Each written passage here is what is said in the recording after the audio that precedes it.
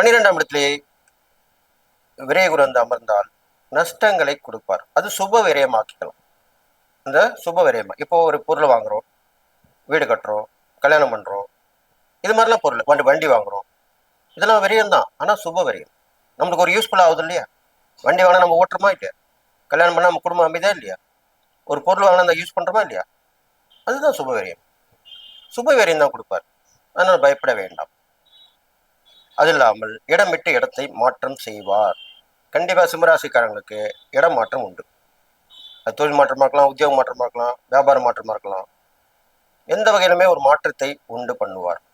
அடுத்ததாக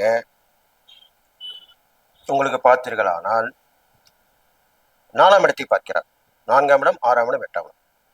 4ஆம் இடத்தை பார்ப்பதால் உங்களுக்கு நல்ல ஒரு வீடு சம்பந்தப்பட்ட விஷயங்களை வசதி வாய்ப்புகளை கொடுப்பார். நல்ல நண்பர்கள், நல்ல உறவினர்கள், இவர் மூலியமா நல்ல உங்களுக்கு உதவி கண்டிப்பாக கிடைக்கும். அடுத்ததாக 6ஆம் இடத்தை பார்க்குறாருங்க. கடன் பிரச்சனை இருந்திருக்கும், இன்னமும் இருக்கும், தொடர்ந்து தான் இருக்கும், அதுல எந்த சந்தேகமும் இல்லை. ஆனால் ஒரு கடன் மறைந்து இன்னொரு கடன் ஏற்படும். ஒரு பெரிய கடன் வரும், ஒரு 4-5 சிறு கடனை கொடுத்துருவீங்க. 4 பக்கம் டார்ச்சரா இருந்திருக்கும் இல்லையா? அதெல்லாம் விலகிடும். ஒரே கடனா நிற்கும்.